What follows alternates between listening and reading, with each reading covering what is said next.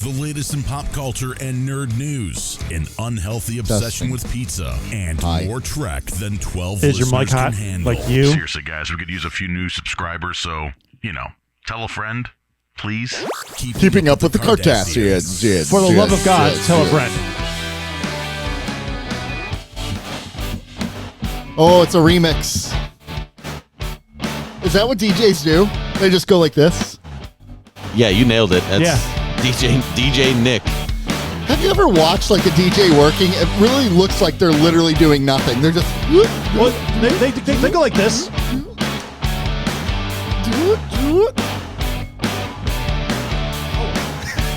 I know they're actually doing something. Don't get me wrong. I don't think they are. Maybe they're not. Anyways, welcome to Keeping Up with the Cardassians. This is Nick. This is Rob. This is Joe. And I'm going to give you what a DJ does.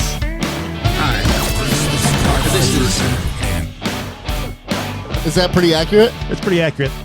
Anyways, welcome to Keeping Up with the Cardassians, your favorite podcast for pop culture news, and a specialty in Star Trek. As you know, I mean, the name kind of fits. It's not the Kardashians, it's Cardassians. Yeah. We're more concerned with spoonheads than we are... Ooh, I was going to say something that people would view offensive.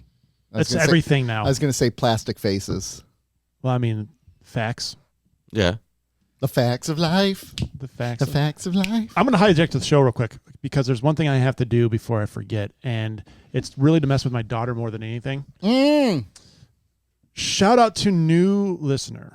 Oh, new listener. New listeners, May. May, if you're Hey, listening May. or watching, welcome to the show. It's gonna be May. My daughter made a new friend at school, and she accidentally let it slip that this show exists. And then her friend asked, which one is your dad, and all this other stuff. Not smart. Did she say, which one is your daddy? Good God. Hey, we lost her. Hey, we lost her. Hi, May. Bye, May. So, May, if you're listening or watching, I just want to say welcome to our show, and make sure you let my daughter know you're listening. Yes. Please. Yeah. And in reference to this specific shout out. Yeah. That would be wonderful. Absolutely. And one other thing I forgot to do next week in celebration of football season. I got a little something for you, both of you guys, at the store I was at the other day. I saw these, and I'm like, I have to bring these to you guys. This feels so old school. Is it like from gum. cards from the 1990s? It is From 1990. 1990 Topps football. Wait, these are... Yeah. Should I even open this? Why not? Go for it. Well, you already did. Yeah. Who do I got? Wouldn't it be great if I had like a rookie card of like some great football player? Oh, wow. Wow, look at the gum. The gum. Look at. Let me show you the gum on mine. So, Holy smokes. Back in the day, gum came in each ballpark or each game pack. Tony Tolbert has been ruined. Remember Tony Tolbert? Yeah. All right. Who do we got? Sammy Smith. Oh, wow. He was Don Warren. Gosh, they just looked differently back then. Yeah. Mike Alexander, Melvin Bratton. Oh, I got a lion. Jim Arnold. The punter. Oh, the punter. Oh, my gosh. I got a Cherry Applies the D Kansas City Chiefs card. JoJo Townsell. I don't know. Donnell Wolford. Greg Lloyd. He was... John Taylor. All right. Solid number 2. Who does number 2 work for? San Francisco. Steve Jordan. Oh, the drummer? Nick Lowry. Pete Metalzars. And Tom Newberry. Oh, I got it. Kevin Green. All right. Solid. Yeah. All-time psychopath. Yes, you're right. Oh, yeah, he was. Wasn't Tom Newberry... Cornelius Bennett. Nice one. Oh, that's a good one. Good pull. That's a good pull. Andre Reed. That's a good pull. Yeah, I was at the comic book store, and they had 3 of these, and Yours I'm like, are way better than mine. I need to grab these for the fellas. I got in nobody. celebration of Super Bowl, football season. These cards are worth $0. Yes, but this was the era. It's fun. This was the era when cards. This guy played professional football. Like that. That just tells you how different the game is. Yeah. I mean, he was a punter. I know. Or is it quarterback? Punter. The Oilers, man, the Oilers need to come back. Yes. I couldn't resist. Thank you. You're welcome. You're all right though. Like you look at these guys and you're like, how? Look at Nick Lowry. Like I know he's a kicker, but I'm a big fan of the single bar helmet. Yes, me too. Bring it back. I know. For punters? I know. But the players don't even look like they're built like this guy, JoJo Townsell. He's a wide receiver and a kick returner for the Jets. This guy looks like he would get destroyed in today's NFL, doesn't he? Like just his build. No, I think he's all right. I don't know. I like that their jerseys are oversized. Yes. They look like equipment handout. They just gave you whatever size jersey they had. Yeah. As a tight end, that guy looks ridiculous. Don looks like he's ready to star in Don Does Dallas, doesn't he? Yeah, he does. Yeah. All right. Sorry, I had to hijack because I did not want to forget either one of those pints. You know, it's so funny because this was the era when they started overproducing cards and then they lost all their value. And also, like, you can tell the paper they're on, like, they're not a quality, like, it's just a piece of cardboard now. They used to be high quality and then they're not anymore. You got your disintegrating piece of gum in there, which I thought was hilarious. Yeah, that is absolutely hilarious. If it was still there, I would have eaten it on air. Oh, it's there. It's right there. Wait, show it. Can you show it to the... Let me see if I can get a video of it close up. I would advise, as a personal friend of yours, I would advise against eating that. It's not. Yeah, it's not going. It's not going to be chew. It's just chalk. Why is it brown? Oh, that's my coffee. That's my coffee.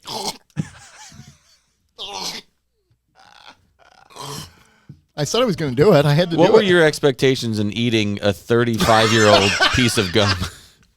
Oh, not that. Great.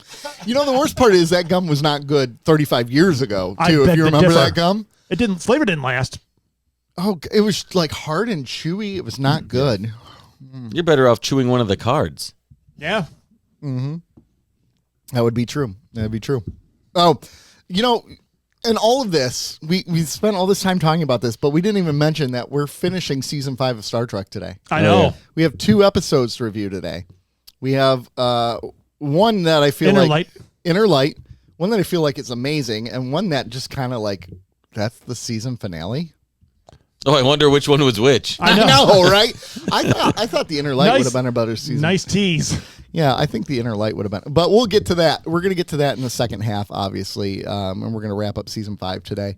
But, you know, we like to kind of spend a couple minutes talking about stuff. And today we're going to limit ourselves. We're going to do, we're already at 7 minutes. I said at 15-minute mark we're going to move on the Trek. We're running out of time. We don't have to be that rigid. No, we don't. A couple things that I want to announce.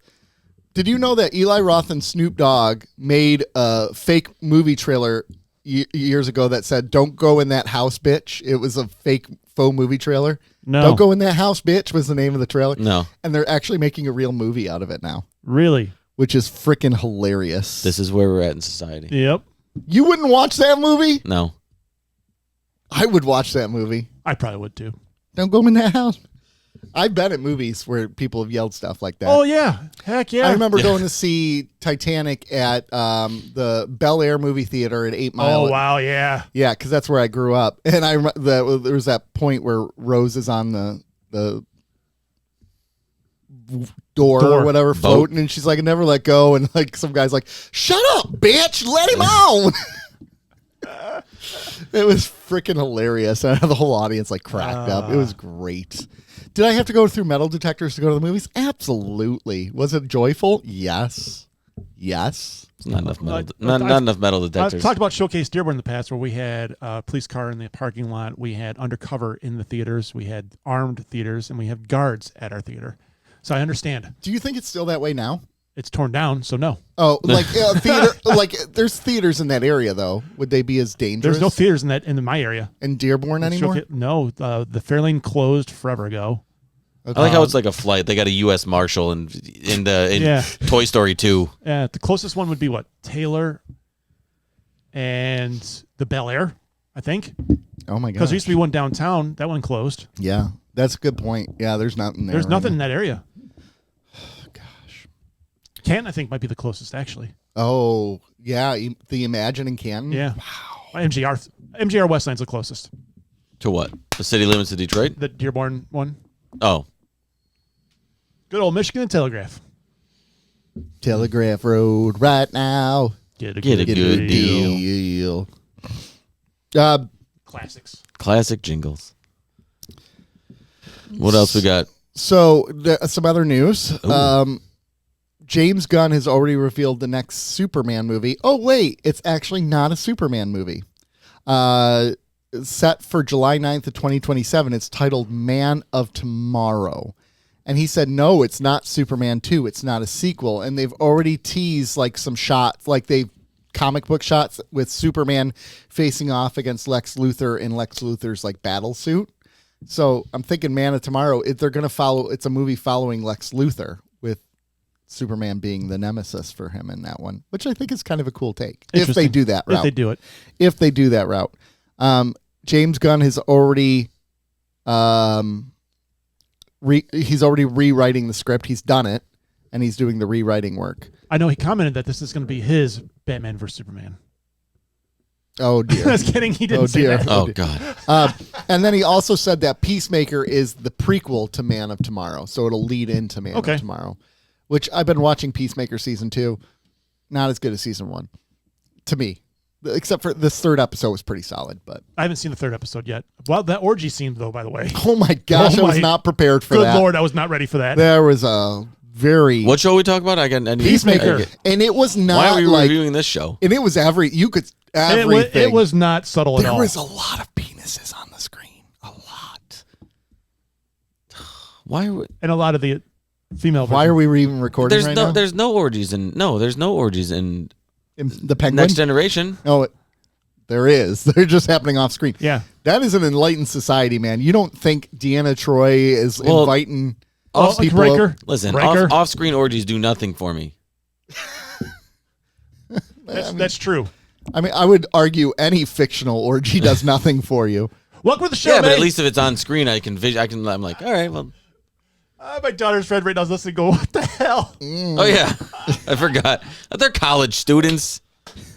That's great. Oh man, I hope I get a review from my daughter.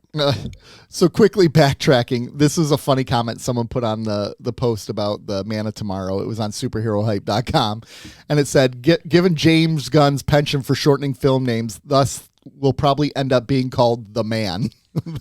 I'd watch it. The Man, and it's Lex Luthor.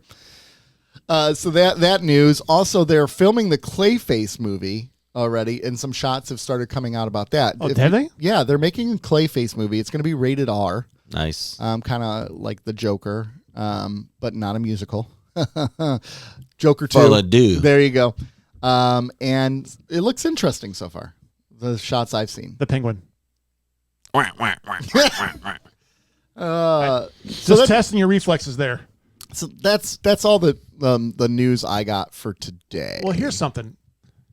September 8th. Remember the run? It's Star Trek Day, right? And what better way to Happy Star Trek Day. Yeah, celebrate Star Trek Day than this podcast coming out on Star Trek Day. Exactly. We're doing more than Paramount will, so exactly. guaranteed. Paramount's doing nothing, so we're releasing an episode that just happens to fall on the day that we always release. You know what they'll argue? Why would we do something this year? Next year is actually the big anniversary because it aired in 1966. So they're going to be like, well, we're holding all of our cards until next year. Well, also they're kind of in a whole state of flux right now anyway. Yeah. So I couldn't blame them for this year, but I don't know the previous 60. I could. Yeah, because they have a history of doing great things with the Star Trek brand. Yeah. They are like single-handedly destroying the Star Trek brand. And it's so funny. They cancel the stuff that is good, and Strange New Worlds and Lower Decks, and they greenlight stuff like Section 31 in Star Trek Discovery, which is garbage. And then, of course, we have, I haven't seen it yet. No one has seen it yet. But, like, Starfleet Academy, does anyone really want that? Like, I'll be curious. And maybe it'll be good because they got some good writers on it. They have some good writers on it. You know, my hopes are not high. Just like with anything, I'm going to go into it with an open mind, and the story and the writing will dictate how I feel about it. That's fair. That's the way it should be. They just don't do as much as they could with the brand. Yeah. It's infuriating for and that's you Trek coming fans. from just watching DS9 and TNG. Yeah. Yeah, and you already know that. You're like a newer fan within the past 5 years. And yeah, I'm like, oh, this like I don't watch Lower Decks, and I don't watch Lower Decks, but I watched a little bit of Strange New Worlds. That's a good show. That was a good. The first season was very good, and I don't know. They don't do anything. That's canceled. Did you know? We're done with it. Did you know that Celia Rose Gooding on there is super attractive? I've been saying this since the beginning. Oh my God! No, Oh, I did not know that. She is gorgeous. I had no idea. And you guys were like, no, she's not. She is beautiful. I mean, Anson Mount is beautiful too. His hair is gorgeous. Hey, that's a handsome fellow. Celia Rose Gooding. I mean, it is an attractive cast all around. All around it Dr. is. Mabang. I'm banging. I'm begging him. Bang him. Dr. Mbenga. I'm almost caught up in season 3 of Strange New Worlds. Yep. It is a little more whimsical than the previous season. Yeah, it's a lot more whimsical. They leaned into it a little hard, but there still has been some really good stuff in there. Yes. Like I like the episode with the temporal, like in the cave. Yeah. Where they were trapped in different temporal portals and everything. I enjoyed that one. The only episode I really hated was the holodeck one. I didn't hate it. I just didn't love it by any stretch of the imagination. Yeah. I've been on this podcast before everybody blast us for every all Trek is good Trek. I've loved Strange New Worlds. I've loved it. I've loved Lower Decks. I've loved Lower I've Decks. loved parts of Discovery. Parts. Yeah. This season has been pretty disappointing for Strange New Worlds. It's overall. like a 6 out of 10 this season. Yeah, it's just you could do the whimsical stuff. Absolutely. DS9 did it all the time. TNG does whimsical. But you space. Yes. You got to gotta space it out. You In a 10-episode season, you can't have every other episode being the fun one. Yeah. Yeah, you can't. There's no such thing as spacing out anymore. No. Because you're not given the rope to space anything out, really. I actually think this is in response to last season, which was pretty dark and serious the whole time. The scientists and the musical episode. Yeah. I think those things got so much press that they're like, double down. Yeah, maybe. Yeah, there's some truth to that. I guess I didn't think about that because I was just thinking about the finale with the Gorn. Like how dark that was. That was very dark. That was super dark. Absolutely was. Holy crap. But I think they've dialed it up to 11. Mm-hmm. I like Captain Patel a lot, too. Every time she's on screen, I'm interested. That's how I feel about Pike. Oh, gosh, he's so attractive. He's a good-looking man. He's so attractive. Even Spock, Ethan Peck, man. Well, their hot Spock is a big term on the internet. Hot Spock. He is a hot Spock, too. Yeah. Any chance they can show him without a shirt on, do it. That's fair. He is the picture Spock. of a modern major general. Yeah. There's something about his lieutenant. Ethan Peck. Pex. Ethan Pex. Oh. Ethan Pex. Ethan's Pex. Yeah. That's clever. That is pretty clever. It is. I like it. One other quick bullet point. The Batman 2, October 27th is when it's coming out. This year? Nice. 27. No, it's not. I thought you said October They gave it a 27th. date. No, it's not. October. They're saying it's 2027? Yeah. So 2 years from now. Yeah. The script's done.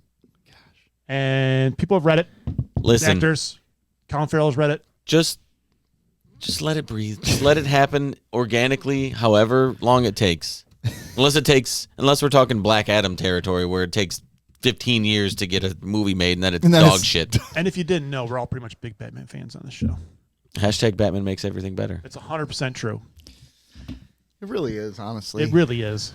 Batman does. As long as they do Batman right. Because if we're talking like Batman and Robin Batman, it does not make everything better. Oh, I have skates. I have skates built into my boots. I blame George Clooney. Or Batman Forever. I'll use my Batman credit card. Oh. Dude, and Lego Lego Masters this week, or the one we just watched, my son and I, they had to build Batmobiles. Nice. Is it the junior one or is it regular? Regular. And it was awesome. Oh, they got a new Lego Batman game coming out too, which they? looks amazing. It's Yep. covering all the series, like from the original 66 all the way through the Batman. Huh. Yeah. I will say I love Lego games. Like the Lego series, like Lego Batman, Lego Harry Potter was awesome. Mm-hmm. I don't think I've played any of them. Oh my god. It's called Lego. Even Lego there was Lego City, which was like its own Minecraft type of thing. No. It was like a cop game. Oh. You were like a detective or something, or you were working with the police, or you're solving crimes and stuff. But it wasn't like there wasn't like a brand with it. It was just a Lego. It was called Lego City. Yeah. That game was awesome. Yeah. It was kind of an open world-ish game, which they kind of all are. They're not open. They're not true open world, but they're close enough. Yeah. And they're good games to play with like a kid, right? Like Leslie and Eli played all of like the Lego games, like from the Lord of the Rings one to the Avengers one. They played all of them, and they would go. Their goal would be to unlock all the characters. I think the big one. So it's a 2-player game. Yeah. Okay. Yeah, it's yeah. And I think the new one, like it used to be where you could unlock like 400 characters. The new one, I think there's only going to be like 7 playable characters in the new Lego Batman game, because they're trying to make each character incredibly unique and different skills and all that. Yeah. But, I'm excited about it. I'll play it. Especially like if I get to play as Lego 1989 Batman, sign me up. Lego the Batman. But yeah, we'll show you the trailer afterwards. It looks pretty great, actually. Okay. Looks pretty great. Anything else, gentlemen? Let's do the Star Trek thing. Well, do we want to go into the Star Trek thing, or do we listen to our... Open? Yeah. Yeah. Well, you hey, you got to open it. I'm going to it now. I'm going to it now. You haven't opened hailing frequencies. That's what you got to do. Oh gosh. I can't do it. You run the board. Open hailing frequencies. Frequencies open. We don't have a lot to hear from today. In fact, actually, we're just joking. There's no feedback. we were sent a roast. Next. We were sent a roast by Samira. She says, Nick, your ADHD is so off the chain. In the classroom of third graders, you'd be getting your desk put out in the hall for talking too much. You with unrestricted internet access is like giving Nerf guns to remedial summer school kids. Say the big word with me, ADDERALL. This roast is in love as a former desk hall resident and fellow ADHD person. Thank you, Samira. I really appreciate it because I do have severe ADHD.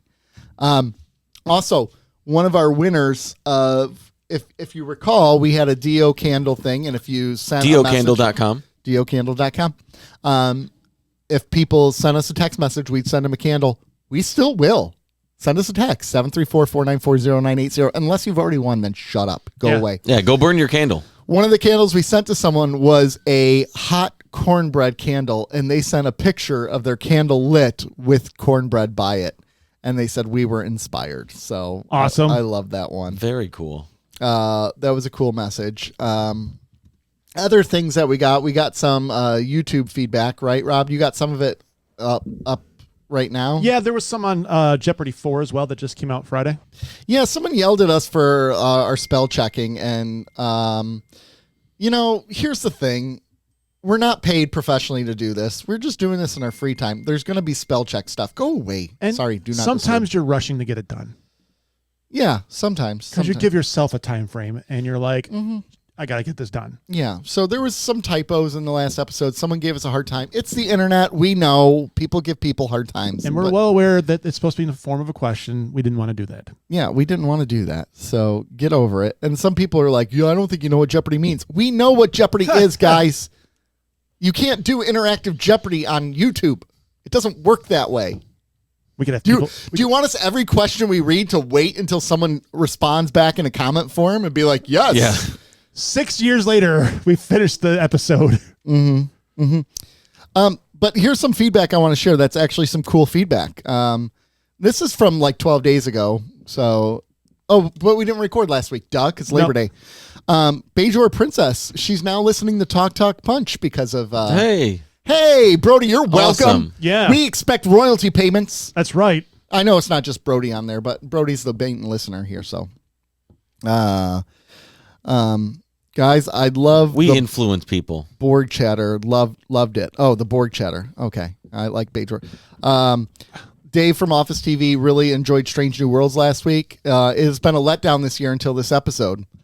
And I don't know what this comment was to exactly, Joe. If anyone jumps on the field, they need to be subdued by any means. The kid. The kid on the field. Yeah, so there's a kid that ran on the field on the football field, and they tackled him. People were up in arms. Were they agreeing with me, or were they? They were agreeing. They were agreeing with you. Oh, because I said to rough the kid up. Yep. Yeah, it's fine. Rough him up. Hey, listen. You jump on the field. You don't know what that kid's got. Yeah. Exactly. Beat him up. Dave also said he wanted to join in on the roast because we called him, tell him to roast us. And his roast was, Nick, pay attention to the damn show. Joe, you're not as funny as you think, and I'm still waiting for Henry Cavill. Rob, get better T-shirts, and you stumble over your words like you got Joe's dick in your mouth. Hey, cool. That was cool because he like roasted me, but then he complimented me. Like he gave me something to like feel good about. Something to feel good about yourself. Yeah. And then he ended, I really do love it when you guys have a deep discussion. Don't get me wrong. I love it when you goof off with the topic, but it's nice when something lets you get some meat to digest. But we depend on the episodes, right? Yeah, that's the thing. Yeah. We had some good episodes a good episode for that. But I mean, DS9 and Battlestar Galactica presented those conversations more consistently. Never heard of it. Think about that Admiral Adama quote about like the military becomes, the enemy of the people or whatever. Yeah. Dude, how relevant is that to today? That was released after September 11th, seeing where things could go. Ronald D. Moore was a freaking prophet with that. He called it. And then Brody, I think this was a roast because Brody asked how the shake diet is going. Brody, that was too expensive. I couldn't keep up with that. But I am going to the gym 3 times a week, and I'm running a couple times a week as well. So nothing's happening with that. I think he's roasting me because I'm still fat. But you know what? Hey. Maybe he was legitimately asking because he's interested. He might have been. But I have lost some weight. But Backstreet Boys are better than NSYNC. Just don't tell my wife I said that. Who said I wasn't funny? Oh, that was Dave. It's very hurtful. I don't like Dave. That's my roast. I like it. Mm-hmm. We asked for a roast. I didn't. Hey, I feel like I'm very sensitive right now. I don't need people telling me I'm not funny. I got nothing else. If you need to call in, we still want to roast. Just me and Nick right now, I guess. No, roast me. He did say genocide or not, kill the Borg. This was from Brody. See? Then he said, here's my ranking of the DS9 cast. 1, Bill. 2, Frank. 3, Andrade. 4, Frank Jr. 5, Alien number 3. I've never seen DS9. How did I do? Brody, you're missing it, man. That show's awesome. Frank was good though. He's right. He was. See, I didn't. Those Hollow Suite episodes, I don't know. They didn't do it for me. Too much fun. Our Mamish tier was fantastic. Too much fun. I didn't like it. Come enough. Anything else, gentlemen? No. Star Trek. Talking about the Star Trek, The Inner Light. So, just to begin, this episode was partly inspired by the Beatles song, The Inner Light. Hey, I was going to mention that. Written by George Harrison, his favorite Beatle. Okay, so basically the Enterprise D approaches a probe in space, and the probe shoots Picard. He wakes up living in another world, and his wife's like, honey, are you okay? And he's like, I don't know where I'm at. I'm supposed to be on a starship. And she's like, you're wrong. You're supposed to live here. And this episode basically takes place over his entire life in the Inner Light. He lives 60 years in this life. And at first he's fighting it, being like, I'm supposed to be on a starship. And then he kind of accepts, okay, I was probably crazy. So he starts living this life as this guy on this planet. And basically he's a guy who's interested in science. And it follows his life on the planet as the planet is dying. The soil is drying out. They're not getting the rains. So he's doing all this research on this planet. And he thinks something is going on. He keeps going to the government. The government's like, there is no problem. There is no problem. Meanwhile, the guy perfects playing the flute. Picard perfects playing the flute. His name isn't Picard, of course. It's, what is his name? Oh my gosh, I can't remember. Kameen? No, that's not. I don't remember. Oh my gosh, it's killing me. Not what important. His name is. Rezik. Yes, Rezik is his name. Oh wait. Nope, Kameen. Kameen is his name. So he's living his life as Kameen. And he has children. He lives in the village Rezik, and he has children with his wife Aline. Like, he lives a whole life with this woman. And he raises his daughter to be interested in space as well, and they're studying space. Turns out the planet is dying because the sun's about to go supernova. And he goes and tells the government, they're like, bro, we know. We're just lying to our people about it because there's nothing we can do.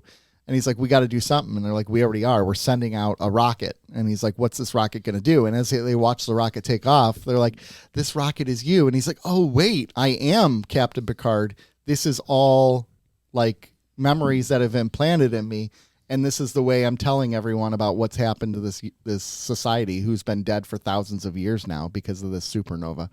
So he wakes up on the bridge of the Enterprise perfectly fine, but he's just lived 60 years in the life of another man.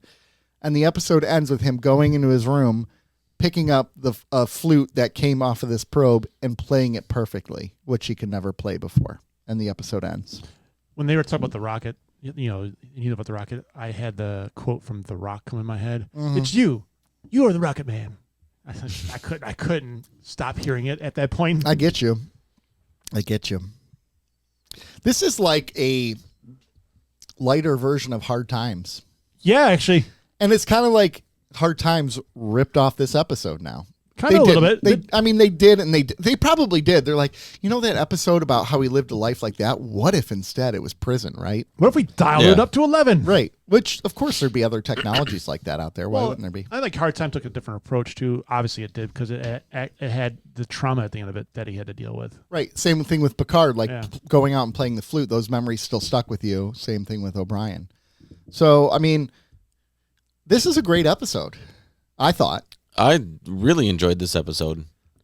I really enjoyed because typically what they would do with episodes like this is he'd be like, I'm not who you think I am. And then he would spend his whole life like living in denial. But he accepted it after 2 years. It was longer than that because they did a flash. I think it was 3 years.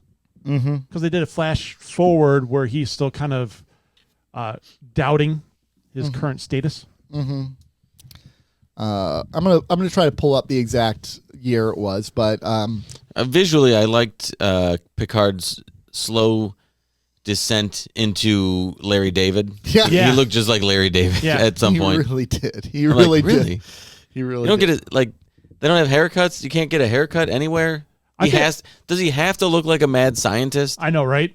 Well, yes, he did. That's pretty funny. I think we should do a shot game for every time Worf suggests to shoot and blow something up, and they say no. You know what? Good on Worf for just trying every time. Should we blast them? So his suggestion was to blow up that thing just like he always does, and they're like in the next episode, hey, you take command of the ship. They don't stand a chance on the planet. He's going to blow it up. Yeah, right. Exactly. I'm in command. Yeah, but photon torpedoes. But we're just sitting here. So here's my question. If let's say Worf was beamed down to this planet, like he was the one who did it, would all of the aliens look like Worf, you think? Because it's pretty convenient that he beams down to an alien planet where they all look like humans. I think there was a certain amount of customization that came down to who Picard is, and it made his transition a little bit easier that way. We're not going to chalk it up to budgets or makeup at all. It's strictly because of that reason, right? Yeah, exactly. Okay, cool. That's what I thought. Makes it easier for Picard. That's what I thought. 5 years, by the way, is 5 years. How long it took for him to finally accept it for Picard. Could you imagine for 5 years living a life that you're like, this is not my life? Like, I know this is not you're confident beyond any doubt. Could you imagine having to piece together? Like it's Your like you're point? dropped into a situation where you know nothing. You think you're someone else. And he's been married to this woman 3 years at this point.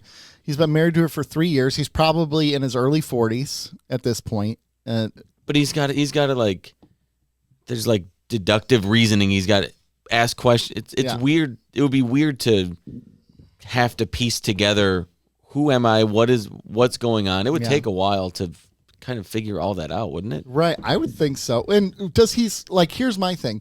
Does he have all of his memories from being on the Enterprise? Or is this like he wakes up and he's like, wait, hold on. I work on a starship. No, I don't remember what I did. It sounded like he had everything. Because if he has everything, then he has the ability to create all this technology. And he does create some. Do they have the resources to create that set technology? Yeah, he does create some atmospheric evaporators to pull any moisture out of the air to water plants and stuff like that, and creates telescopes. But he's more of an explorer, not so much the scientist part of things, too. Because I think, to me, that's the scary part, right? You're catching up on 40 years of history, but you're also factoring in you already have 40 years of experience in a different life. Yeah. And that would be real. Can you imagine right now you get transported to another world and you'd be like, hey, all that was a lie. Your kids were a lie. Your family's a lie. None of that happened. Amen, brother. But they No, don't. I'm But kidding. the people around you don't know what you went through, right? Right. So Yeah, they have no idea. you're to them, you're just it sounds kind of crazy. Yeah, so you're like you are crazy. You're like I'm the captain of a starship. You're like Grandpa's on his shit Takes again. off his rocker. Bro, we haven't even ever left the planet. We can't even get off the planet, He's right? talking about starships I again. met aliens. I know a guy who's a robot. Yeah. He has no emotions and he's strong. I know a guy who drinks blood, wine, and likes to get in a fight and says he's really good at security, but really just And he hates his son he hates with his a kid passion. You've so never seen much. someone hate. Same. I know a chick who is stacked who can read my mind. They're like, oh my god, What is wrong? somebody with this up man? his dementia medication. And the guy I really trust likes to sleep with everyone. He is a whore. Breathing optional. Yeah, exactly. He's just just describing his whole crew, and it's like that doesn't sound healthy. They sound like they're bad at their job. I have one guy who's blind who wears metal over his eyes to help him see. Like, oh my How god, does that help? What? he's out in space again. Oh my he's God. talking his shit. Oh my gosh. Yeah. Can you imagine a world where elected, let's say it's a mayor of Livonia, where you live, and First of all, Redford oh, that's right. Sorry. That's just represent. yeah. So I'm a Redford. proud Redford resident. Well, we spend a lot of time in Livonia, so that's kind of what my head goes to. Anyway, He lives with the poors. and their event, yeah, No, Redford's a cool city, and actually. and they're at an event, and you can walk up to them, and they're like, "Yeah, let me hear what you have to say," even though he wasn't listening.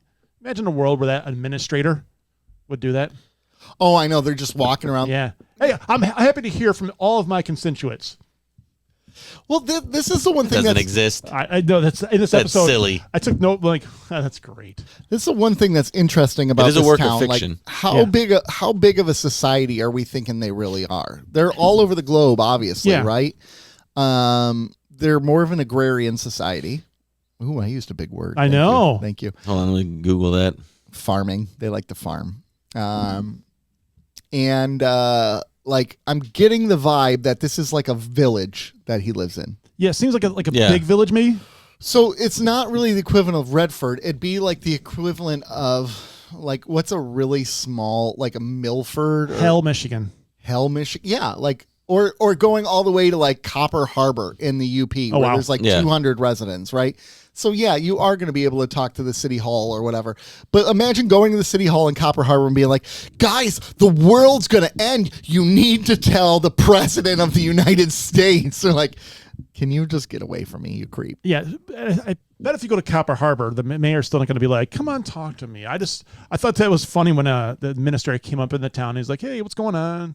And Picard's like, "Hey, I got something to say." He's like, "Come on, I'm happy to hear from everybody under my jurisdiction." Yeah, but if you have 200 residents in your city, right? Like you kind of have to be. I looked I at the doubt it. population of Copper Harbor. What As is of 2023, it's 135. There you go. You don't become the mayor of Copper Harbor without hobnobbing with all the local folk. I mean, odds are you if you live in Copper Harbor, there's a good percentage chance that you will become mayor. That you will become mayor. That's true. Or that you are family with the mayor. Or you've slept with the mayor. Good percentage of that too, right? 1 in 135 chance. That's That's right. almost. I mean, Well, unless you're in Peacemaker, then it's like 15 out of. Man, that scene was something else. Holy crap, that was intense. Actually, there was more than 15 people. There was like Oh, 30, yeah, there were- 35 oh, yeah. people. 35 naked bodies floating around At that once. screen. Yeah. well, I know what I'm Episode doing. 2. Okay, thank you. Was that 2? I thought there was 1. That was 2. Oh, it was 2. It was 2. Okay. Anyways, back to this episode. So he goes to this person. He tells him the city's the planet is dying, right?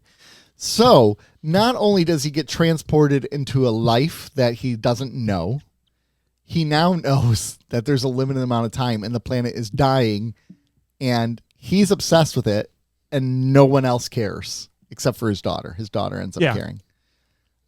Who he has 2 kids, right? He has a daughter and, And his son. And that was his real son, Patrick Stewart's real son. Oh, Interesting. nice. I love how the daughter was clearly his favorite, though. It's kind of like Interstellar with Murph. Like, Oh, yeah. Cooper and Murph. Like, Yeah. he had a son too. They don't care about him. No. He's just a farmer. We don't care about him. He doesn't look to the stars. He sucks. What a weird way. Okay, this civilization is not advanced enough to travel into space. They're not advanced enough to really have the technology to have electricity, like typical electricity or paved roads or any of this stuff. But they figured out how to implant a memory into some random stranger. Different priorities? It's kind of a stretch. Yeah. Oh, it's definitely a stretch. Yeah, for sure. Like, I almost feel like it would have been almost better if this was similar to, like, Superman, where they were a highly advanced civilization, but super arrogant about it. Like, you could still pull it off, right? You could. And Picard could have been, like, he could have been the character who launched the rocket. And he's like, holy crap. Like, I was the one who made the memories, and I'm the one who received the memories. I think that's kind of what they're implying in this, is that the guy Picard inhabited was the ultimate one who made it. Who made it. Okay. Because it's his memories he's living through, and he's the one that suggested it, and no one else want to listen. So my interpretation of it is he's the one that kind of built this thing, was able to make it happen in the long run, and send it up there, because he loved his society, but more so he loved his family and things like that. So he wanted the whole planet to live on through his perspective. Okay, that makes it. Okay. So he may have been a scientist, to your point earlier, where Picard inhabited the body and was able to build this, and maybe he had more knowledge of the mind than other people, and that's why he was able to do it. Yeah. Okay. All right. I buy that. I like it. I could also be 100% wrong, but that's the way I interpreted it. Okay. I like your interpretation. I like that better too. One thing that I think would have helped me with this is to make it feel a little more desperate towards the end. I mean, they kind of showed that with the plants dying. Like, the plants were green and lush at the beginning, and then by the end, everything was dead. Yeah. Yeah. It would have been kind of cool to see the society break down too, like everything in disrepair. And I mean, it's that's limitation. how Patrick Stewart looked. That's how Picard looked. I mean, there's some truth to that. I think right? that's the easy thing to do, though, to show the society in disarray. But maybe this society is faking it the whole time. Or maybe they wanted to show that maybe the society was so good, it realized its own mortality, and it kind of accepted it to a certain role, and everybody was okay with their roles. And it's kind of the utopian thing that Star Trek does. But they didn't, right? I know. Because the government lied to them, and they didn't know what was going on. Yeah, can you imagine what happened? So I know that argument kind of goes out the window, but in my head, that's what I'm trying to justify it as. Yeah, I get that. Or through his perspective, he didn't really want to show that when he sent the memories up. Yeah. Yeah, I could see that. Or maybe they were a little bit isolated. There could have been like a bunch of different reasons. I think you can kind of get the escapism from that. I hear you. That makes a lot of sense. How about the quote, "Live now, make now always the most precious time. Now will never come again." Love that quote. Very good quote. I love that quote, and I love that philosophy. And I got to try to be better about it myself. Mm-hmm. Girl, same. Girl, who you talking to, girl? Daddy, preach. Jesus Christ. Yeah, drop all the hits today. There was a lot of good quotes in this one. There was. Yes. Let me see. I'm looking at the Memory Alpha. Oh, they don't even have any of the good quotes in there now. Go carefully, Bataille. Seize the time, Maribor. Live now. Yeah. Now we live in you. Tell them of us, my darling. That was sad. And playing with his grandson, knowing that the kid isn't going to grow up. Oh my God. Yeah, that's sad. Yeah, it's sad. Yeah. Well, and I think that speaks to how society would break down, right? The second you realize there's no hope for anyone around you, why would you live for anyone other than but yourself and those immediately around you? We'd turn into a crap show. We would turn into a crap show real quick, right? Yeah. Because we would just like, hey, my grandson's on limited time. I want them to have the best life possible, which means I'm going to take whatever I can to get whatever I can. You know, people would do that in a heartbeat. And they do it for selfish reasons, but also not selfish reasons, right? Well, like now it would turn into a little bit of, probably more of both. My grandson's not going to live to see the rest of his life. I need all the toilet paper I can get. Oh, my God. I need him to be able to clean his butt when he craps. Run on toilet paper. What was it? Toilet paper, paper towel, Paper and towel, hand sanitizer. hand sanitizer. Oh yeah. Couldn't- Gosh, it was You know, during the whole thing, you know how much time I spent each day looking for hand sanitizer for work? Like 10 hours a day. right. Isn't that weird? And Yeah. think about the millionaires that were made overnight between hand sanitizer and personal protection equipment like masks and gloves. I remember going, before we knew a lot about it, I remember wearing rubber gloves to pump gas and going to Costco and stuff like that. Like, I mean, during the pandemic. I was pretty careful, but I was never like overly careful. I was only really careful because my wife was like really stringent. Like so I'm like, Dude. man, I don't think it's that bad, but my wife does, so I'm going to trust her. And she was more right than I was in the long run. I wore a condom the entire time. That's how you do it. I mean, the entire time I was out and I was at Meyer, I made sure I was protected. And it was only the same one. Yeah. The whole time. Reuse that bad boy each time. Washed it out, put it back on. It looks like this gum now. And then, oh gosh, I'm not getting into politics I wanted to talk about, but I'm not Okay. going to do that. All right, so you. the part of Act 5 that I really liked, right, that I think would be the most traumatic part, is where he's getting ready to watch the rocket launch, and then all of a sudden he's like, wait a minute. I've seen, like the daughter says, you've seen this before. And he's like, wait a minute, hold on. This is all memory. And then his wife reappears. His best friend reappears. How and like, so now he's let go of his old life as Picard, right? Yep. He's lived this life. And now all of a sudden again, this life as Picard is thrust back into him. Ooh, yeah. It's thrust back into him. And he has to like rectify that. And rectify the fact that this family he's watching was never real in the first place, but they were real to him. Yes. But they were real, but just not to him. Like, wow, what a mix. What a mind fuck. And what a good job Patrick Stewart did of portraying all that. Right? Because I think he nailed it. Yeah. He was excellent in this episode. I think without a lot of his performances, like even when they picked him off the ground on the bridge, all those little performances were huge. Well, and I like the fact that once he has this realization, it's not like he's in denial, like when he sees Bataille and like his old friends. It's not like, what is happening? It's like, oh. He puts it together immediately. Oh, it all connects, right? Yeah. Everything floods back into him at once. And what a crazy thought that would be. So like, and then he wakes up and it's been minutes, right? 25 minutes is what 20, he said. 25 minutes. He's lived 25 or 60 years, probably, give or take, in 25 minutes. Wow. How messed up would that be? I actually think that's almost more traumatizing than Hard Times.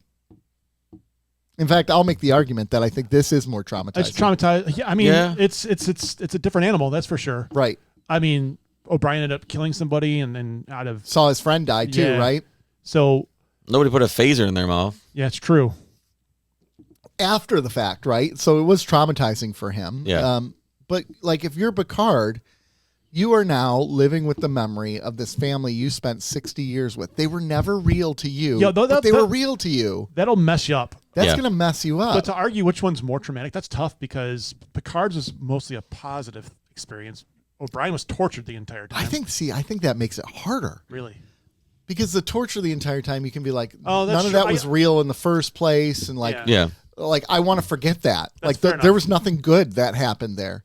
Where Picard, it's like, I was happy. I loved my kids wife for the first time ever. I love. Yeah, that was the twist. That was the biggest stretch of the whole thing. Right. Like, this isn't real.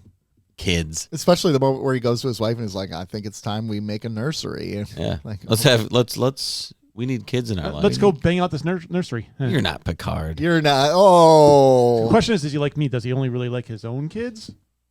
And other ones are still. No, because did they adopt? Or No, they had a grandkid. Okay. Mm-hmm. He's on the ground playing with them. Gosh. Like, could you imagine, though, you wake up on the bridge and you've lived decades in the span of 20 to 25 minutes. And for them, it's no big deal. They're just looking at, like, at least O'Brien was gone. He was off the ship. Yeah. Off the station at that point. And they were trying to get him back, right? If I recall. Yes. He was literally laying right there. And then he wakes up and he's lived a whole lifetime in that 20 minutes. Like, man, that just messes. I feel like that would mess you up. Might be interesting to go back to these two episodes specifically and watch them back to back and get an opinion. What a depressing Interlight and Hard Time. Yeah, what a depressing watch that would be. But it might be interesting to watch these two back to back one day. Mm-hmm. Yeah. It would be interesting. And then the ending, I think the ending is just truly amazing for this one, where he's like, he kind of goes into the quarters like solemn, and he hugging the flute. Yeah, it picks it up and then just starts playing it perfectly. Like, that was very powerful ending. This is a very good episode. And that's the tune he played during his son's naming ceremony, Yep. which is like, so it's a way of remembering his kid that never actually existed. It's their version of gender reveal. Holy crap. Like, this is Star Trek, man. Yeah, like, these are good episodes. Yeah, and even the next one where you kind of trashed on it, like that's good sci-fi though. Mm-hmm. Yeah. Yeah, exactly. I mean, it is, yeah. This won a Hugo Award for the best, what was it? Sorry, I just had it and it went away. It's too bad, like Hugo Award for best dramatic presentation. Like, I have no idea what won an Emmy for dramatic actor in a series, but I mean, it's just too bad. Like, this would never ever be considered for that, ever. Mm-hmm. Science fiction and comedy. Yeah, it's just too bad because The Hugo Award is sci-fi, though. yeah, but I'm talking about Emmys, like, Yeah, like the ones that recognize everything. Yeah. Yeah, they're not going to...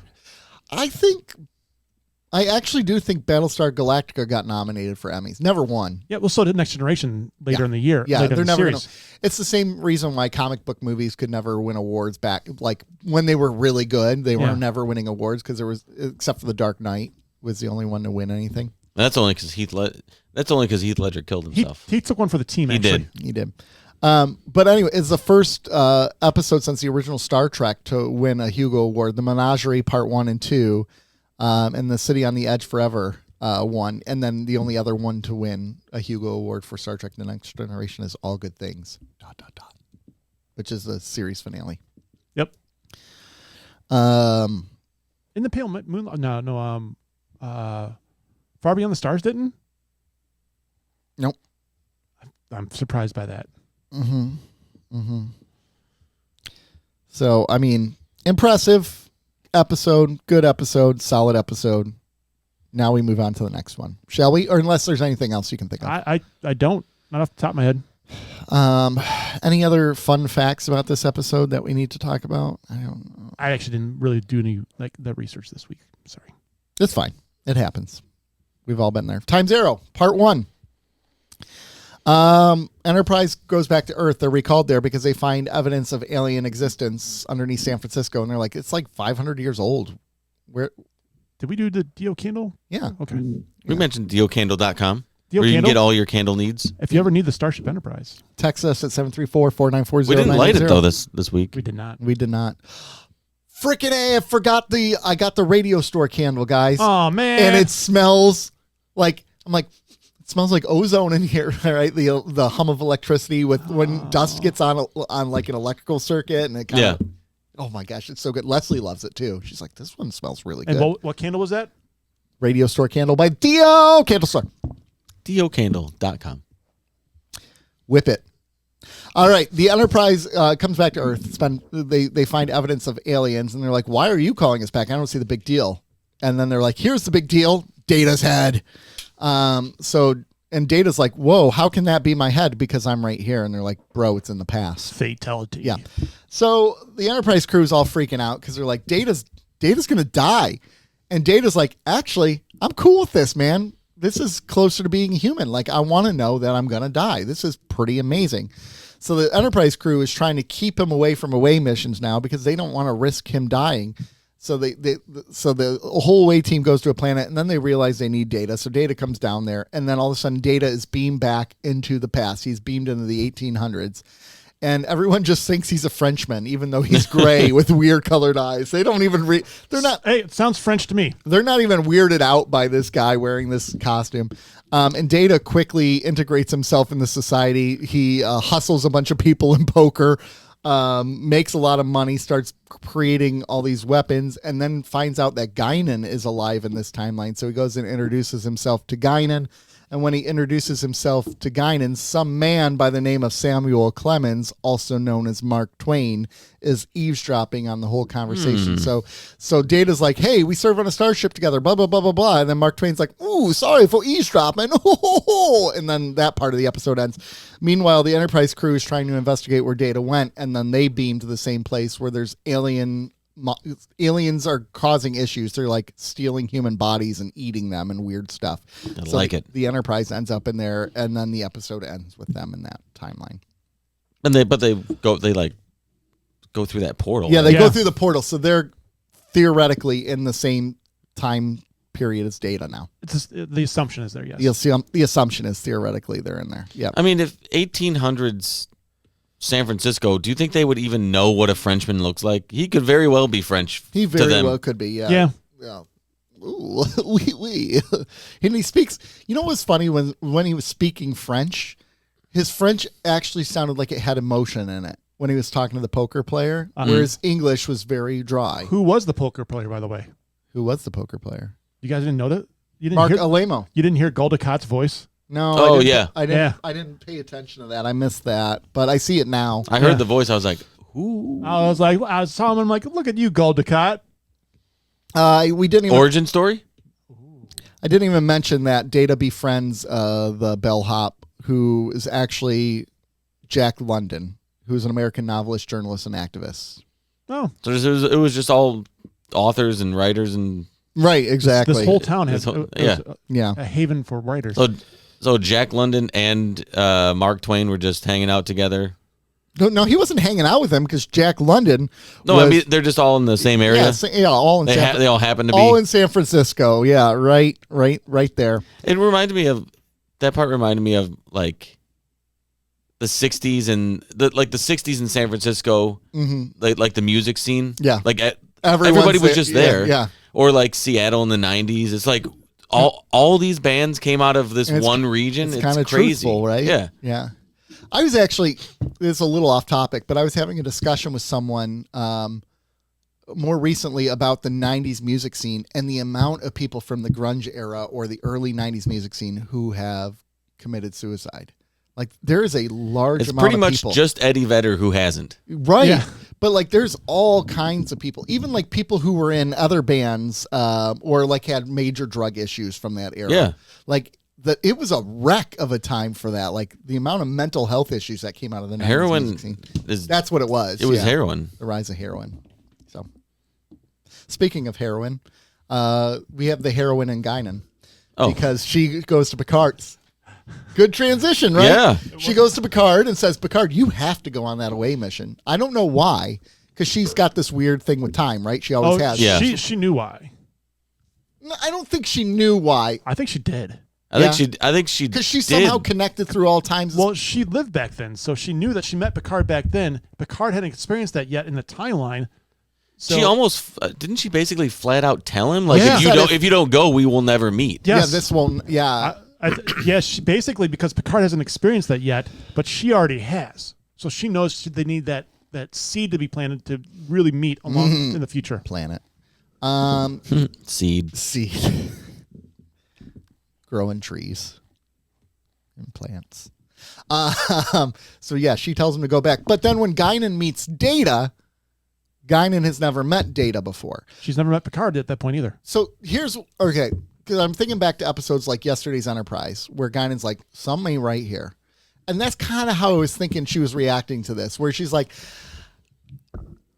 I know I'm in this timeline, but there's something that doesn't make sense. And that's what I was thinking she was like with Picard. I know, like, I don't know what's going on, but I know that you need to be on that mission. Well, remember when Data came up to her and they were talking in 10 forward, and she goes, she's like full circle, or now's the time. Full circle, yeah. She knew. She 100% knew she was going to meet Picard. But I'm thinking she didn't know, but then at the same time knew, right? Like 734. This is how it connects. 494-0980.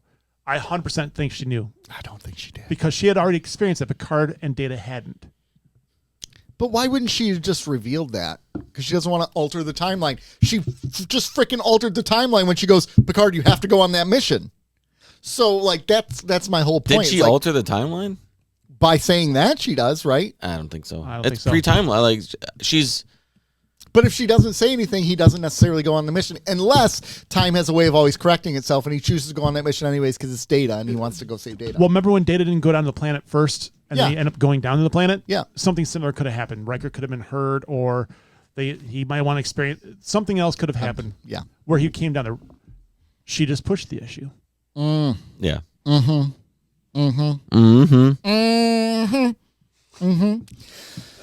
I enjoyed watching Data try to make it in the society. That was kind of funny. Yeah. That was my favorite part. I think that was my favorite aspect of this whole episode. Yeah, watching him figure things out. And like him, like when the guy brings in the anvil and he's struggling with it and Data's like just picks it up and walks away and then all of a sudden goes, oh, this was heavy. It hurt my back. I think I'm extenuating myself. Oh.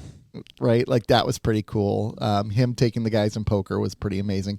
Him walking past the person to see Guinan was great. He's like, I'm going to call the cops on you. And he's like, I will await them. And he just walks right past him. Like those were pretty cool.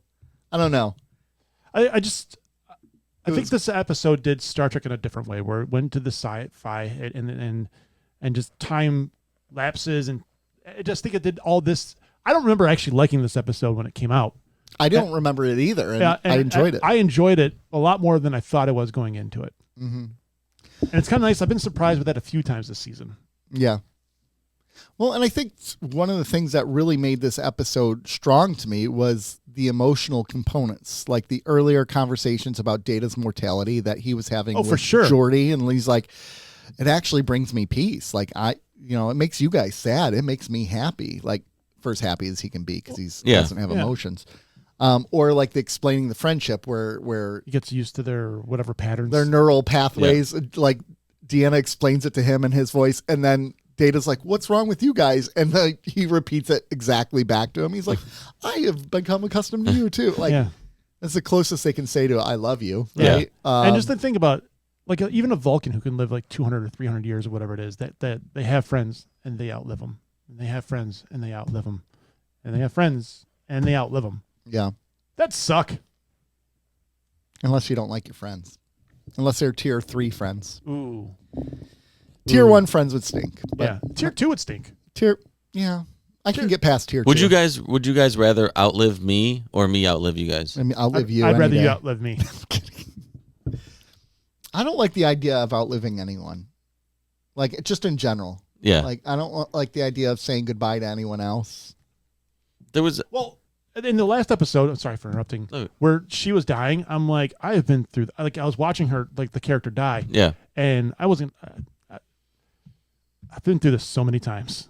That's actually what came to my You can get emotional. Yeah, I was like, I watch her die, and I'm like, I've seen this so many times already. Mm-hmm. It's exhausting, and I'm watching this, kind of reliving a few of them. Mm-hmm. I'm like, ugh. Mm-hmm. And so that moment, I don't know why, but maybe there's a moment of weakness in that time. I was just like, ugh. And I felt the weight of all of it for a split second. I hear you. So sorry for interrupting. Oh no, I was just gonna say that there was. I think I've mentioned this song on this podcast before, but there's a song by, I think it's B.J. Barham. I don't know if you have. Which it's a song about, I think his grandma. Mm-hmm. He told the story. I saw this guy live. He told a story about going to his grandma's like 90th or 95th birthday or something, and he was talking to her, and she was sad, and it's because there's a price to.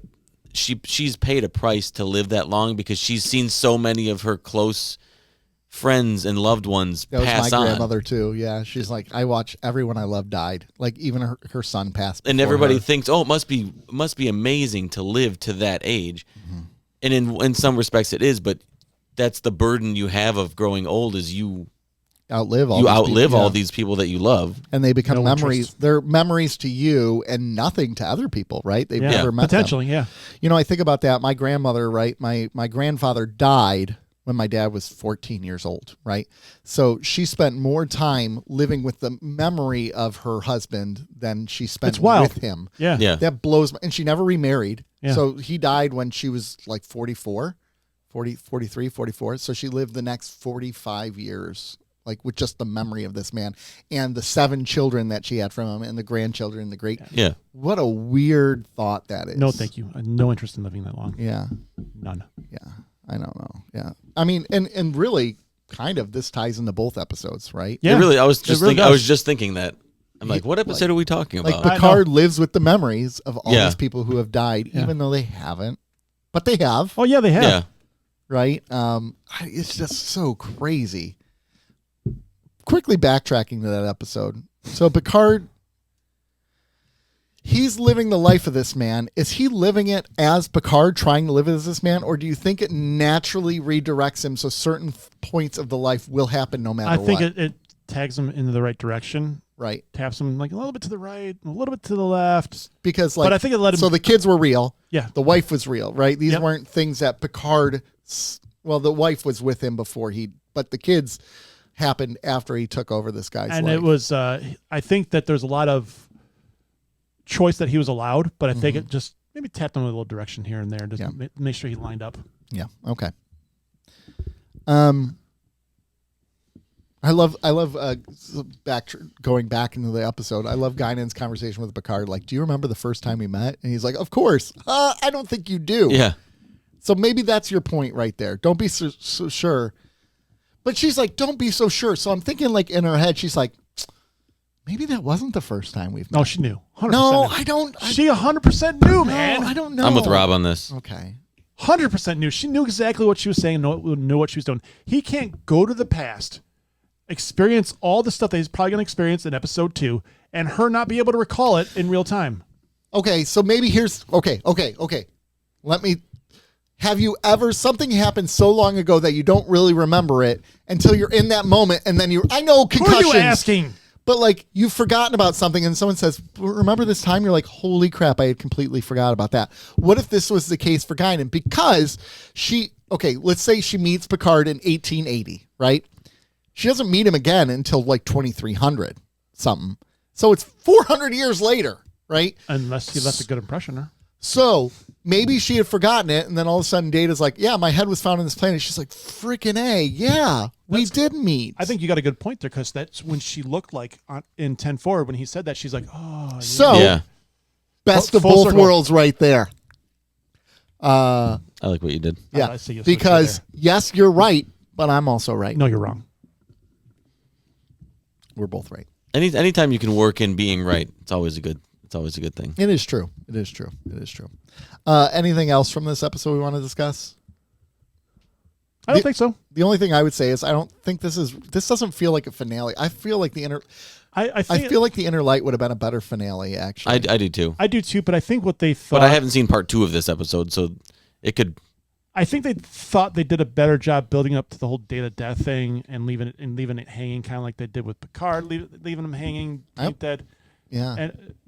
And maybe they just didn't execute the way they thought, or they just were like, "This is what we got." You know what I kind of would have liked, actually, in hindsight? If they would have figured out a way to move Data's head being found To towards the end. the end. Yep. And then that's when they find his dead head, and then they go through the portal. That's 100%. That would have been better execution. Now, of course, that would eliminate a lot of the conversations beforehand about his mortality.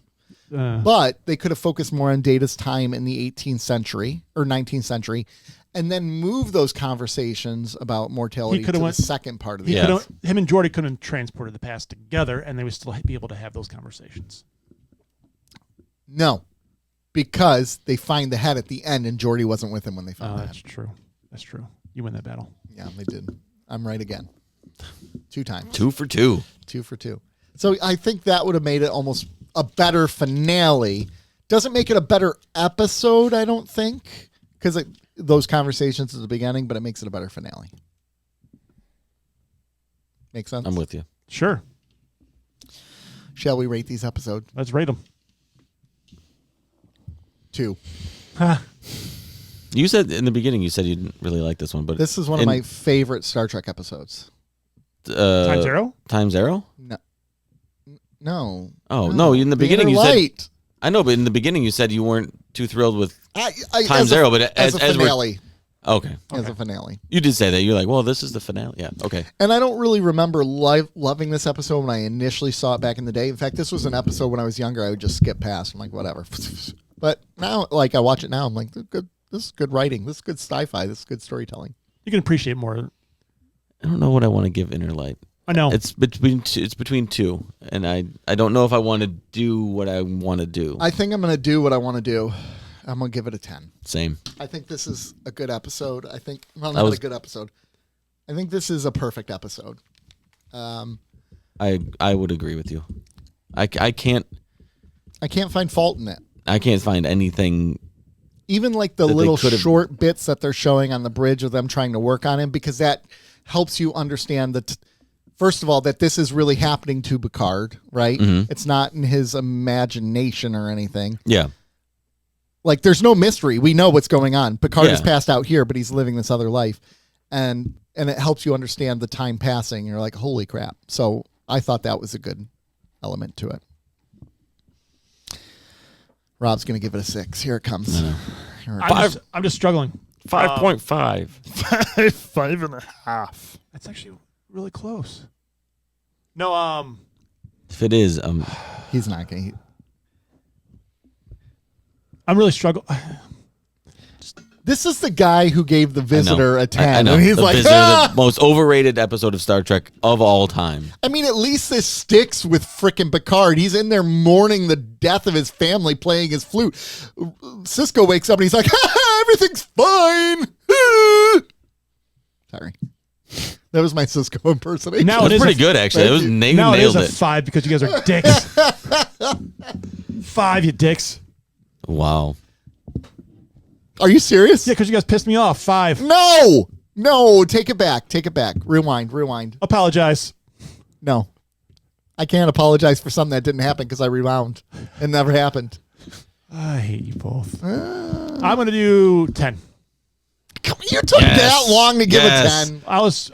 Is this our first 30 episode? Our first perfect 30?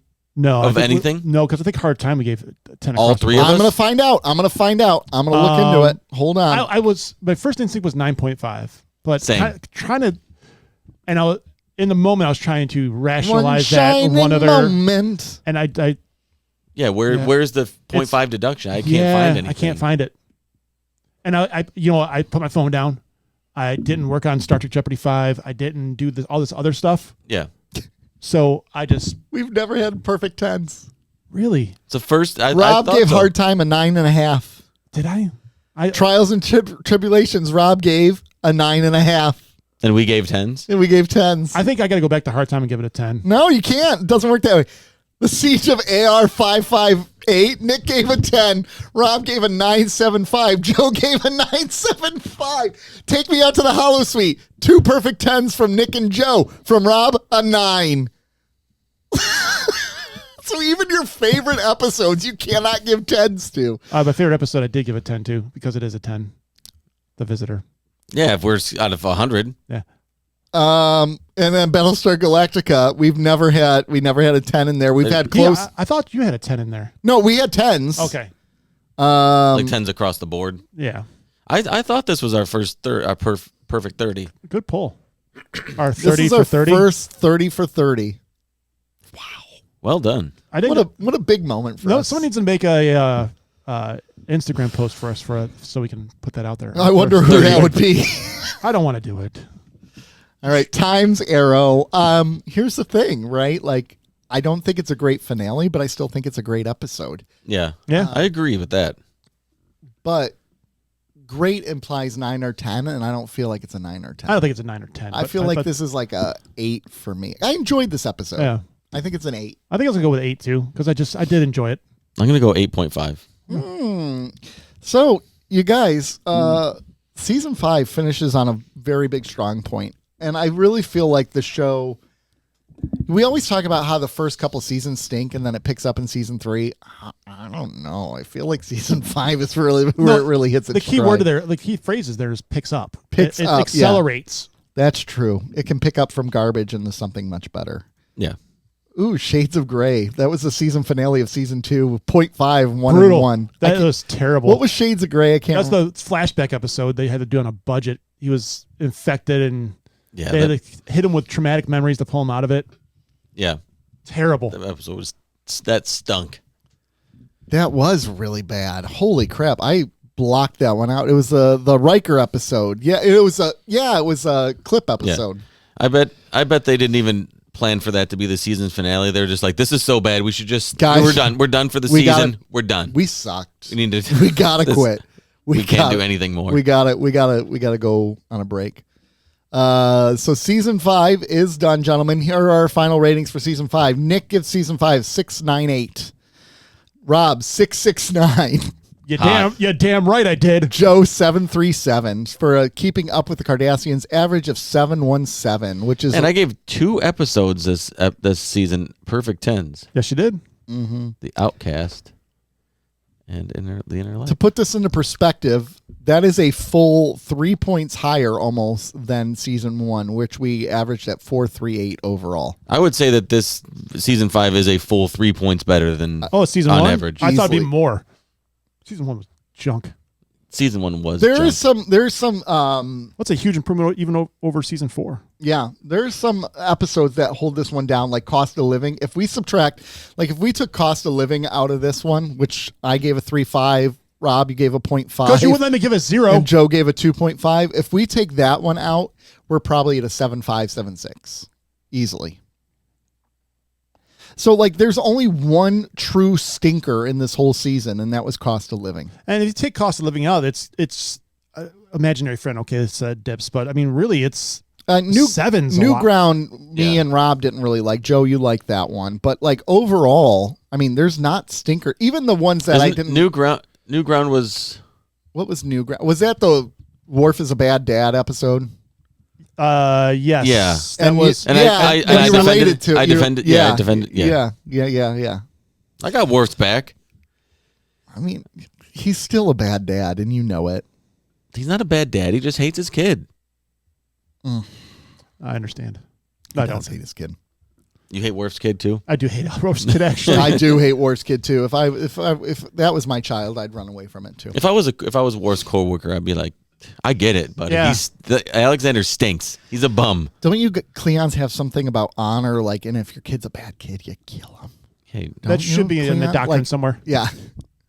You're like, wow, that's really dark for you to say, Deanna. I mean, really, after. I mean, you guys like hero worship a lot, but I mean, it's still really started to be very consistent or stellar after that. After midway point of the season, and I actually there's the one. What is it? Imaginary Friend? That's the one episode where it kind of is like an anomaly of the last 2/3 of the season. It looks like.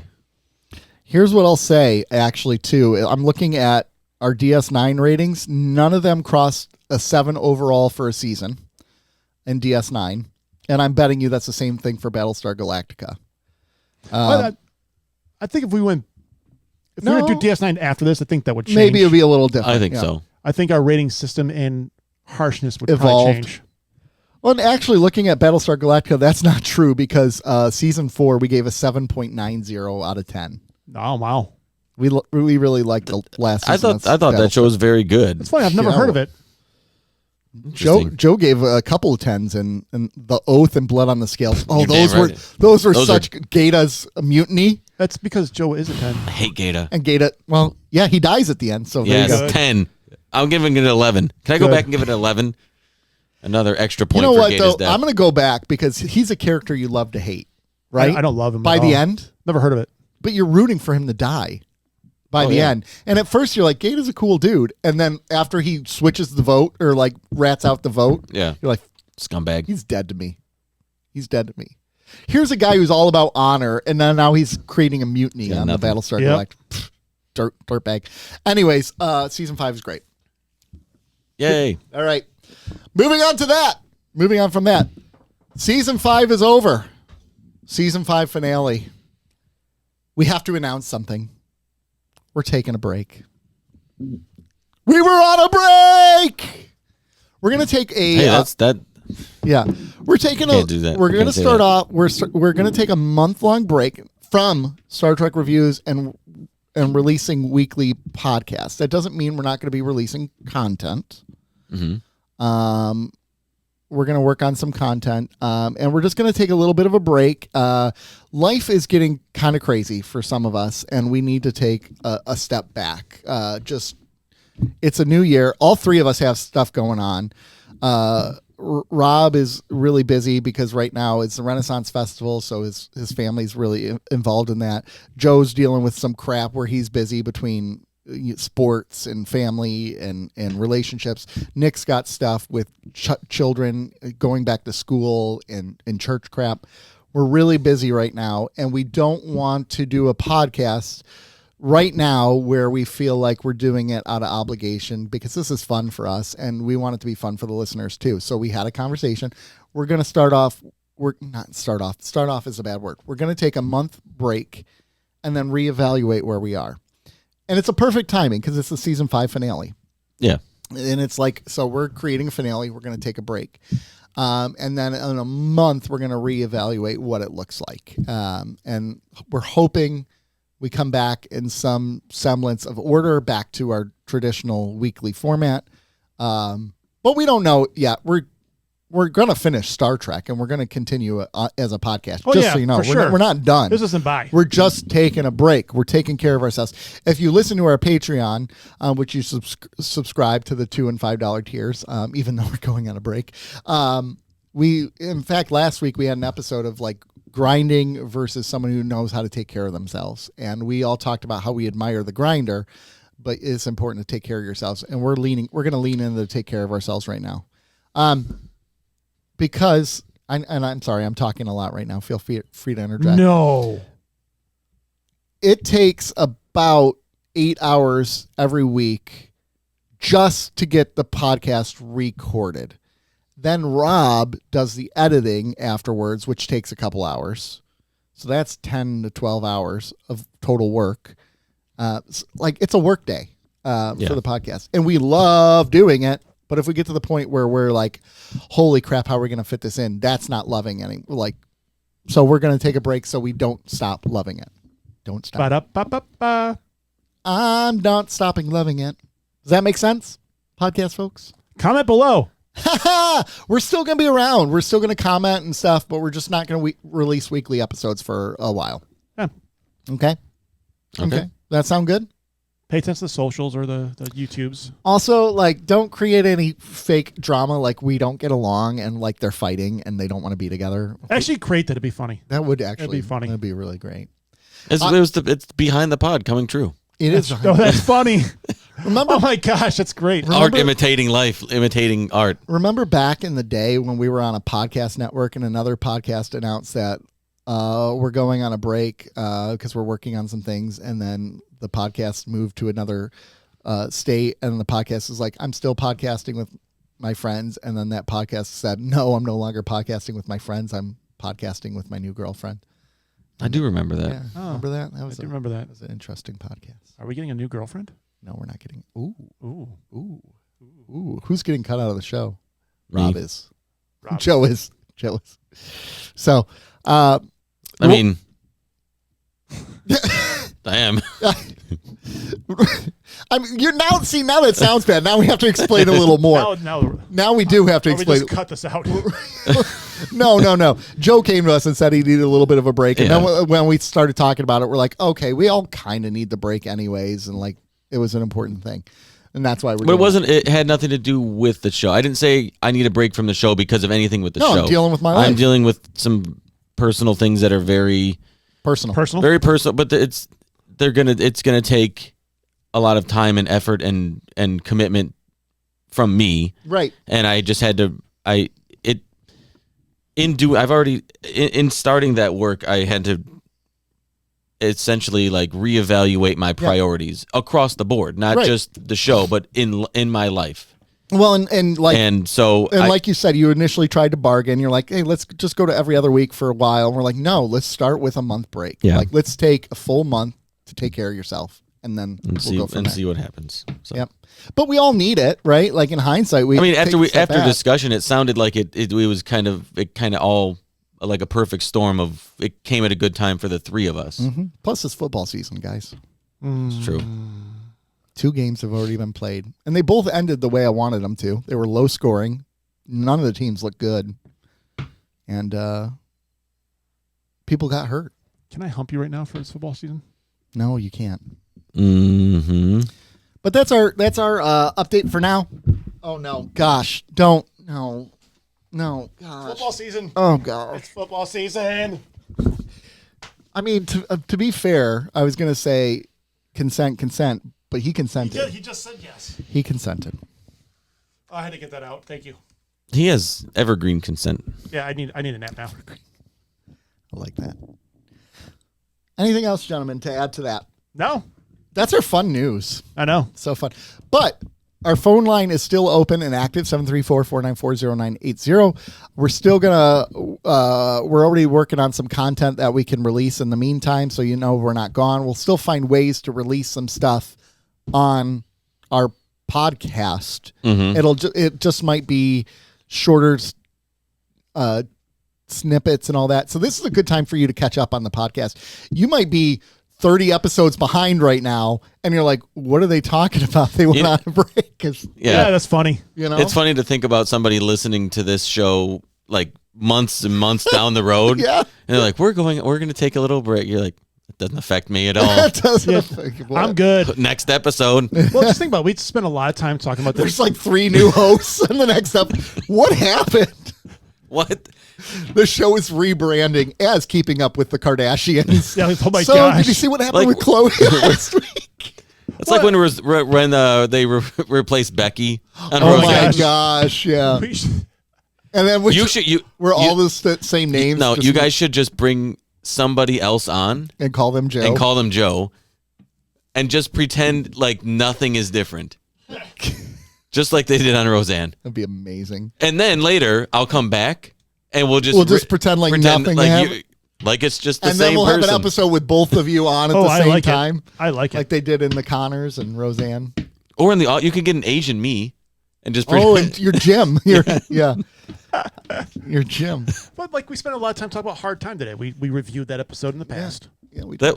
that the Asian Jim joke was one of my favorites. It's one of the greatest. The commitment it took for that bit, and then to for get sure. a picture The taken. picture and then his look into the camera when Yeah.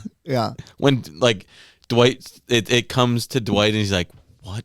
Yeah, And then exactly. way to be colorblind. I know. Mad props to you. And then they Pam and him kiss too, and he knows all the paper orders, which that's a little bit of a stretch. Like, but unless Jim's like he's going to ask about the paper orders because that's how he works. Like he's going to demand to know.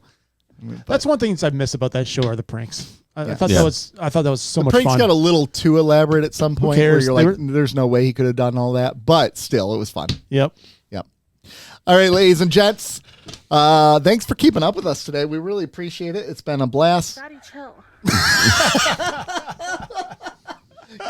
You know what's so funny about that? That was the I was hitting that button thinking that was our outro music, but it kind of works. It is our outro music. Yeah. It is. It is. That is our outro. That is. Hey, Cole commented on the Jeopardy 4. Yay, Cole. What up, Cole? Ladies and gentlemen, it's been great keeping up with you. We will be catching up with you in the near future. So thanks for tuning in. Yeah, peace. See you when I see you. This is Nick. This is Rob. This is Asian Joe. No, you're not. Not yet. No, this is And regular it Joe. was never Asian Jim, right? It was just Jim. It was just Jim. This is normal, same old Joe. All right, bye all. Bye.